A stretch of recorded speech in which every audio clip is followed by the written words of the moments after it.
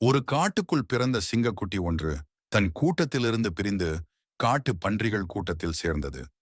காட்டு பன்றிகளுக்கு அது சிங்கம் என்று தெரிந்தும் அதை சிங்கம் என்ற உணர்வு இல்லாமல் வளர்த்து வந்தது.